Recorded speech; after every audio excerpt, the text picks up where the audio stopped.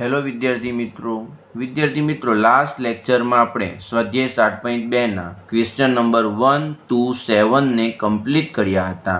આજે આપણે question number 8થી start કરીશું. તો ક્વેશ્ચન નંબર 8માં શું છે? x into square root of 1 plus 2x². એટલે સૌપ્રથમ તો આપણે રકમ લખી દેવાનું. I બરાબર integration x into square root of 1 plus 2x² dx. વિદ્યાર્થી મિત્રો, આ એક્ઝામ્પલને આપણે બે રીતે સોલ્વ કરીશું. બંનેમાંથી તમને જે રીત સારી લાગે તે પ્રમાણે તમારે કરવાનું. બે રીત કરવાનો મિનિંગ એટલો જ છે કે તમને આઈડિયા આવે કે કઈ કઈ રીતે આ દાખલો કરી શકાય. બરાબર, તમને જે યોગ્ય લાગે તે રીતે તમે એક્ઝામમાં ગણી શકો. તો હું તમને બંને રીતે ગણીને બતાવીશ. તો સૌપ્રથમ હું શું કરીશ? વર્ગમૂળમાં 1 પ્લસ ટ્વાઇસ x² છે. હું 1 પ્લસ ટ્વાઇસ x² બરાબર ફક્ત t ધારીશ. અને બીજી વખત શું કરીશ? 1 પ્લસ 2x² બરાબર t² ધારીશ. આ બંને રીતે દાખલો કરવાથી શું થાય તે આપણે જોઈશું. તો અહીં શું કરીશ? ફક્ત t ધારીશ. આગલા એક્ઝામ્પલમાં મેં t² ધારેલો. આમાં આપણે શું કરીશું? ફક્ત t ધારીશું. ચાલો, હવે શું થશે તે જોઈએ. 1 plus 2x² equal to t છે. આપણે આનું વિકલિત મેળવીએ તો 1 પ્લસ 2x² નું વિકલિત થશે 2 દુ 4x dx તો આવશે ઇક્વલ ટુ t નું dt. હવે શું થશે તે જોજો. x dx ને કરતા બનાવીએ તો dt/4 બરાબર શું થઈ જશે? dt/4. ધેરફોર I બરાબર ઇન્ટિગ્રેશન રકમને આપણે ફરીથી લખી દઈએ તો square root of 1 plus 2x² into આ x ને અહીં લખી દીધો એટલે x dx. ચાલો, square root of 1 plus 2x² એટલે square root of t into x dx ના સ્થાને શું લખાય? dt/4. 1/4 બાર t⁻1/2 નું ઇન્ટિગ્રેશન કરીએ આપણે તો t⁻3/2 છેદમાં 3/2 પ્લસ c. 3/2 અંશમાં જાય તો 2/3 એટલે 2/12 થઈ જશે. t⁻3/2 plus c. 2/12 એટલે 1/6. t ની કિંમત મૂકી દઈએ તો 1 પ્લસ 2x² 3/2 પ્લસ c. બરાબર, આ થઈ એક રીત. હવે બીજી રીતે કઈ રીતે થાય તે જોઈએ. તો ધારી લઈએ, ધારો કે આપણે શું કરીએ? આખા બરાબર t ધારી લઈએ. જોજો, મેં આમાં શું કર્યું? અંદરનું જે વિધેય હતું તેના બરાબર t ધાર્યું. હવે આખા બરાબર t ધારો. હવે આખા બરાબર t નો મિનિંગ જ એવો થાય કે 1 પ્લસ 2x² બરાબર t². બરાબર, એટલે આખા બરાબર t ધારી લીધું એનો મતલબ 1 પ્લસ 2x² બરાબર t² ધાર્યો. બરાબર, તમે આ સ્ટેપ ન લખો, ડાયરેક્ટ આ સ્ટેપ લખો તો પણ ચાલે. બરાબર, કારણ કે આના પરથી જ આ સ્ટેપ આવવાનું છે. ચાલો, હવે તો ખબર જ છે. આનું વિકલિત થશે 4x અને dx તો આવે જ. t² નું થાય ટ્વાઇસ t ઇન્ટુ dt પણ આવે જ. બરાબર, x વાળા પદમાં dx આવે અને t વાળા પદમાં dt, એટલું યાદ રાખવાનું. ચાલો, હવે શું થશે? બંને બાજુ 2 કેન્સલ એટલે ટ્વાઇસ x dx બરાબર t dt. Therefore x dx બરાબર t/2 dt. ધેરફોર I બરાબર રકમને ફરીથી લખું છું એરેન્જ કરીને એટલે ઇઝ ઇક્વલ ટુ, ચાલો, square root of 1 plus 2x² એટલે એના સ્થાને શું? t. બરાબર, અમુક લોકો શું કરે? આના બરાબર t² ધારે તો વર્ગમૂળમાં t² તો બી t થઈ જાય, કોઈ ફરક પડે નહીં. ઇન્ટુ x dx એટલે t/2 dt. ચાલો, શું થશે? તો 1/2 બાર t² dt. t² નું થશે t³ plus c is equal two, ચાલો હવે શું થઈ જશે? જોજો, 3 દુ 6 એટલે 1/6. હવે t એટલે શું?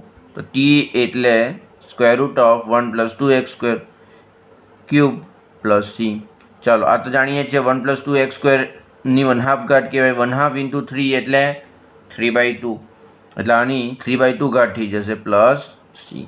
તો વિદ્યાર્થી મિત્રો, આ બંને રીતે આપણે એક્ઝામ્પલ કરીએ, આન્સર તમારો સેમ જ આવવાનો. આમાં શું કર્યું? તો 1 પ્લસ 2x² છે ને એના બરાબર મેં t ધાર્યો. ને આમાં શું કર્યું? તો 1 પ્લસ 2x² છે એના બરાબર t² ધાર્યો. આ બંને રીતે તમે એક્ઝામ્પલ કરી શકો, આન્સર સેમ જ આવશે. બરાબર, ચાલો હવે આપણે ક્વેશ્ચન નંબર 9 જોઈએ. ક્વેશ્ચન નંબર 9માં શું કહ્યું છે? તો 4x plus 2 into square root of x² plus x plus 1 આ રીતનું તમને આપ્યું છે. હવે જોજો, તમે ધ્યાનથી જુઓ તો x² પ્લસ x પ્લસ 1 છે. બરાબર, હવે x² પ્લસ x પ્લસ 1 છે એનું તમે વિકલિત કરો તો ટ્વાઇસ x પ્લસ 1 થાય. અને આમાંથી તમે 2 ને કોમન કાઢો તો પણ ટ્વાઇસ x પ્લસ 1 થાય એટલે એડજસ્ટમેન્ટ થઈ જશે. એટલે આપણે શું કરીશું? તો square root of x² plus x plus 1 છે એના બાબત t ધારી લઈએ. બીજા શબ્દમાં કેવું? તો x² પ્લસ x પ્લસ 1 બરાબર t² ધારી લઈએ. હવે શું થશે? તો આપણે બંને બાજુ વિકલિત કરીએ તો શું થઈ જાય? x² પ્લસ x પ્લસ 1 નું તો x² નું થઈ જશે ટ્વાઇસ x અને એક્સનું થઈ જશે 1 અને 1નું થઈ જશે 0, લખતા નથી એટલે આનું થઈ જશે ટ્વાઇસ એક્સ પ્લસ 1 અને આખાની સાથે ઇન્ટુ ડીએક્સ તો આવે જ, ઇઝ ઇક્વલ ટુ ટી સ્ક્વેરનું થશે ટ્વાઇસ ટી ઇન્ટુ ડીટી. બરાબર. હવે મને જોઈએ છે 4x પ્લસ 2, 4x પ્લસ 2 જોઈએ છે અને આવ્યું શું ટ્વાઇસ એક્સ પ્લસ 1, તો બંને બાજુ 2 વડે ગુણી કાઢું તો 2 વડે ગુણવાથી 4x પ્લસ 2 થઈ જશે અને અહીંયા 2 ઇન્ટુ 2 4, બંને બાજુ 2 વડે ગુણી કાઢું એટલે ડાયરેક્ટ મને 4x પ્લસ 2 ડીએક્સની વેલ્યુ મળી ગઈ, તમે જોઈ શકો છો. ધેર પર આઈ બરાબર રકમ લખી દઈએ. બરાબર, એરેન્જ કરીને રકમ લખી દીધી. હવે square root of X square plus x plus 1 એના સ્થાને તો આપણે ટી જ મૂકવાનું છે અને 4x પ્લસ 2 ડીએક્સને સ્થાને શું મૂકી દઈશું 4t dt. એટલે આપણે 4 બાર એટલે ઇન્ટિગ્રેશન ટી સ્ક્વેર dt અને ટી સ્ક્વેરનું થાય ટી ક્યુબ બાય 3, જોઈ શકો છો T cube by 3 plus C. બરાબર, એટલે is equal to 4/3 T cube T plus C એટલે 4/3 ટીની વેલ્યુ શું ધારેલી આપણે, તો square root of X square plus x plus 1 એના બરાબર ટી છે એટલે ટીની વેલ્યુ આપણે મૂકી દઈએ.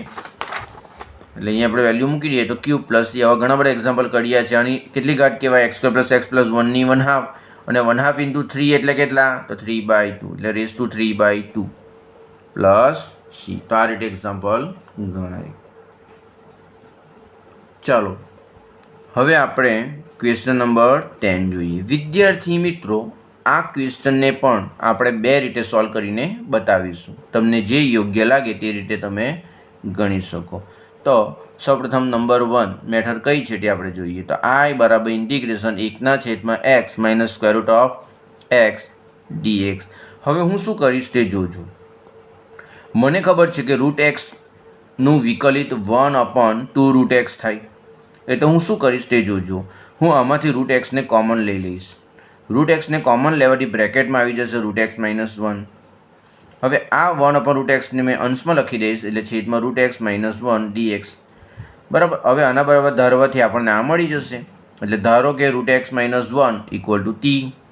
ચાલો 1નું તો અચળ છે એટલે 0 થઈ જશે એટલે રૂટ એક્સનું શું થઈ જાય, તો 1/2 રૂટ એક્સ ઇન્ટુ ડીએક્સ તો આવે જ અને ટીનું થઈ જશે ડીટી. હવે જોજો શું થશે તે, તો 1/√x ડીએક્સ બરાબર આ 2 ને આ સાઈડ લઈ આવો તો ટ્વાઇસ ટી ડીટી થઈ જશે. એટલે મને આની કિંમત મળી ગઈ 1/√x ઇન્ટુ ડીએક્સ. આની કિંમત શું થાય, તો 1/√x ઇન્ટુ ડીએક્સ એની કિંમત થાય ટ્વાઇસ ટી ડીટી. એટલે આપણે શું કરીએ, રકમ લખી દઈએ. બરાબર, તો ઇઝ ઇક્વલ ટુ જોજો 1/√x ઇન્ટુ ડીએક્સ છે એટલે કે ડીએક્સના છેદમાં રૂટ એક્સ છે એટલે ડીએક્સના છેદમાં રૂટ એક્સ છેદમાં રૂટ એક્સ માઇનસ 1 આ આપણી રકમ છે.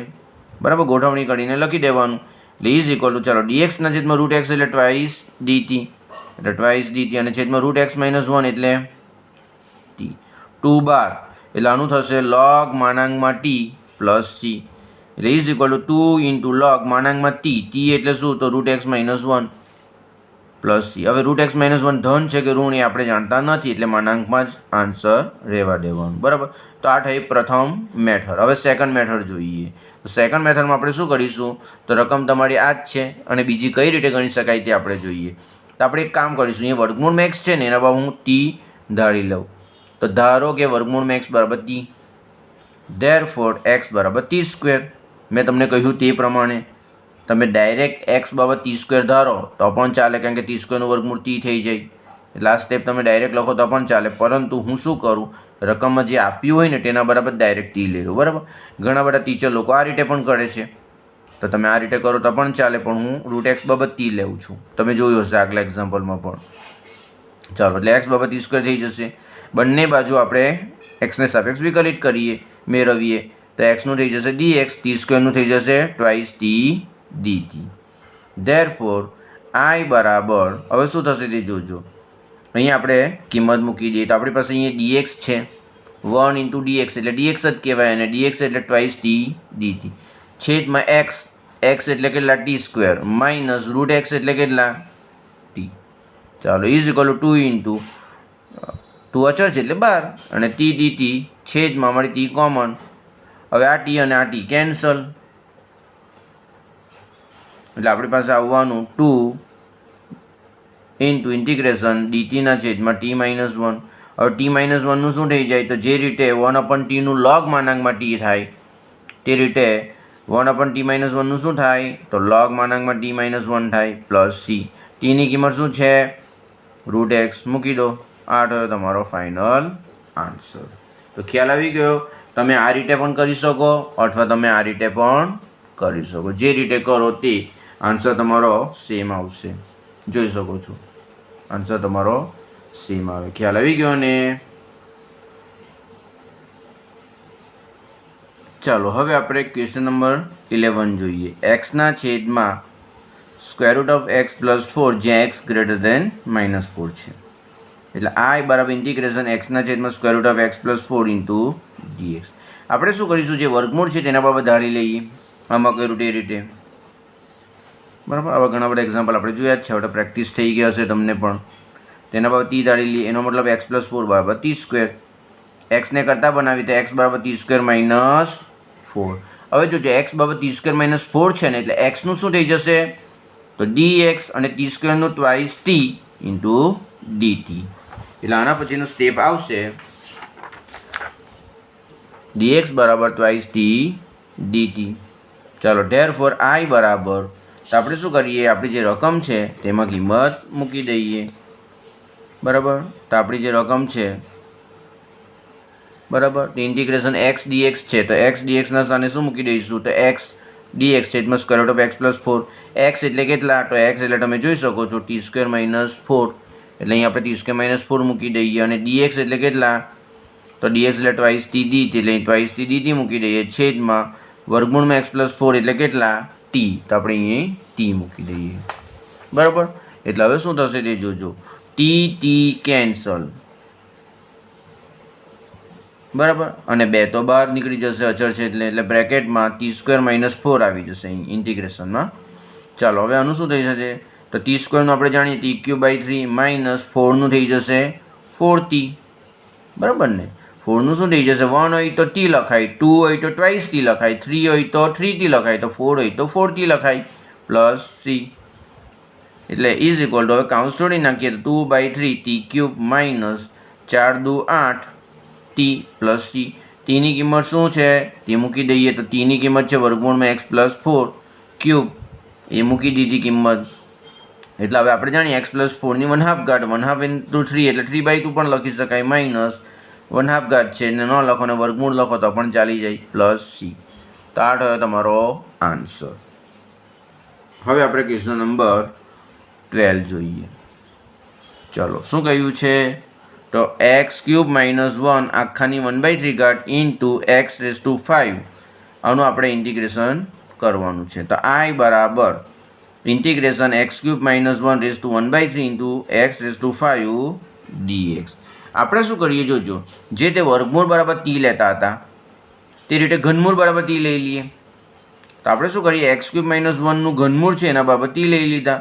હવે ઘનમૂળ છે એટલે બંને બાજુ ઘન કરીએ તો અહીં t³ થઈ જશે. એટલે x³ - 1 = t³. બંને બાજુ ઘન લીધો એટલે હવે મેં x ને કરતા બનાવું તો x³ = t³ + 1. બરાબર. એટલે એના પર મને x³ ની કિંમત મળી ગઈ. હવે બીજી બાજુ આપણે આનું વિકલિત મેળવીએ તો શું થઈ જશે તે જોજો. x³ બરાબર શું થઈ ગયું? t³ + 1. હવે x³ નું શું થઈ જાય? તો 3x² dx. t³ નું શું થઈ જાય? 3t² dt. એટલે લઈ લીધું આપણે. બંને સાઈડથી 3 કેન્સલ. બરાબર. એટલે આપણી પાસે આવશે x² dx = t² dt. x² dx = t² dt. હવે શું થશે તે જોજો. આપણને જે રકમ આપી છે એ રકમને આપણે ગોઠવણી કરીને લખીએ તો શું થઈ જશે તે જોજો. x⁵ ને હું છૂટા પાડી દઉં તો x³ × x² લખાય અને x³ - 1 1/3 તો છે જ. આવું કરવાથી શું થાય? તો x² dx ની કિંમત આપણે મૂકી શકીએ. એટલે x⁵ ને છૂટા પાડ્યા. કેવી રીતે છૂટા પાડવાના? કે એવી રીતે કે જેમાં x² આવી જાય. એટલે શું કર્યું? x³ × x² એટલે x⁵ થઈ ગયા.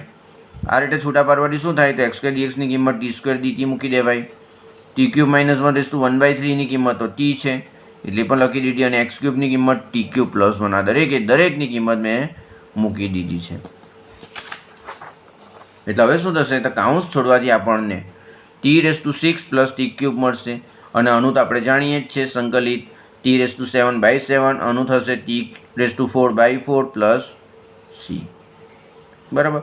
ચાલો ઇઝ ઇક્વલ ટુ 1/7. ચાલો ટીની વેલ્યુ શું થાય તમે લખી જ દીધી છે x³ - 1/1/3 એટલે એ વેલ્યુ લખીને (7) પ્લસ 1/4 ટીની વેલ્યુ ફરીથી લખી દો (4) પ્લસ c એટલે ઇઝ ઇક્વલ ટુ 1/7 x³ - 1ની કેટલી ઘાત થઈ જશે 7/3 પ્લસ અહીંયા શું થઈ જશે x³ - 1ની 4/3 ઘાત થઈ જશે પ્લસ c. તો આ થયો તમારો આન્સર. ખ્યાલ આવી ગયો ને? ચાલો હવે આપણે ક્વેશ્ચન નંબર 13 જોઈએ. શું કહ્યું છે ક્વેશ્ચન નંબર 13માં? તો x² છેદમાં 2 + 3x³ આખાની 3 ઘાત બરાબર. આનું આપણે ઇન્ટિગ્રેશન કરવાનું છે. તો I બરાબર ઇન્ટિગ્રેશન x² છેદમાં 2 + 3x² હોલ ક્યુબ dx.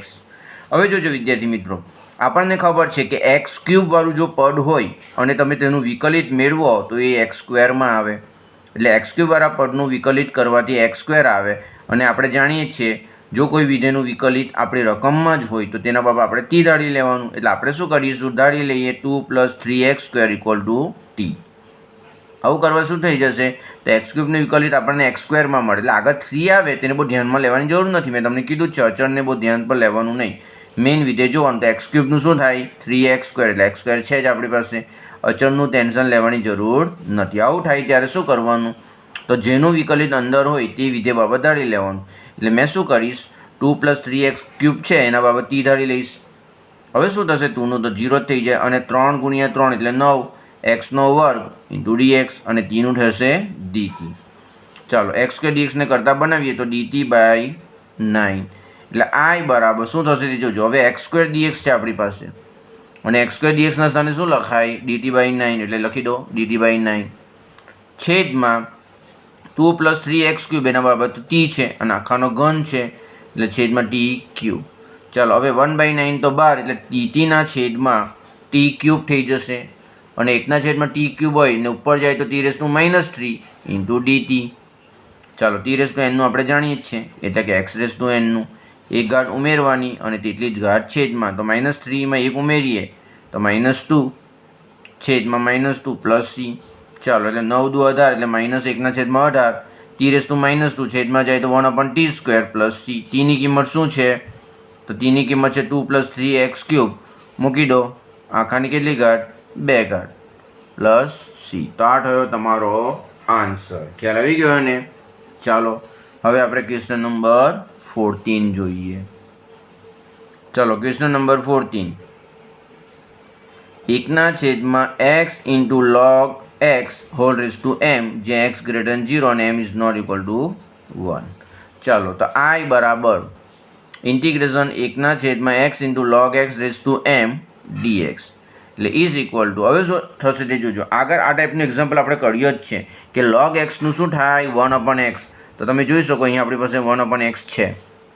તો આપણે ગોઠવણી કરી નાખીએ. તો શું કરીએ x ને અંશમાં લઈ ગયા અને આ રીતે લખી દઈએ 1/x dx છેદમાં log x ની m ઘાત. હવે log x નું વિકલિત 1/x છે જ એટલે log x બરાબર ધારી લેવાનું. જેનું વિકલિત અંદર હોય તે વિધેય બરાબર ધારી લેવાનું. કોનું વિકલિત છે આમાં? તો log x નું છે તો એના બરાબર ધારી લેવાનું. એટલે log x બરાબર t. ચાલો log x બરાબર t એટલે log x નું 1/x dx = dt. ચાલો therefore I બરાબર 1/x dx એના બરાબર શું લખાય? તો dt. તો લખી લો dt છેદમાં log x એટલે તો t ની m ઘાત. ચાલો ઉપર જાય તો t ની -m ઘાત dt એટલે ઇક્વલ ટુ t ની -m+1 છેદમાં -m+1. આપણે જાણીએ જ છે એક ઘાત એડ કરવાની અને એટલી જ ઘાત છેદમાં લખવાની પ્લસ c એટલે ઇઝ ઇક્વલ ટુ હવે -m+1 એની જગ્યાએ 1 - m પણ લખી શકાય અને t એટલે તો log x એટલે શું થશે log x ની 1 - m ઘાત છેદમાં -m+1 એટલે કે 1 - m પ્લસ c. તો આ રીતે પણ તમે એક્ઝામ્પલ કરીને સોલ્વ કરી શકો.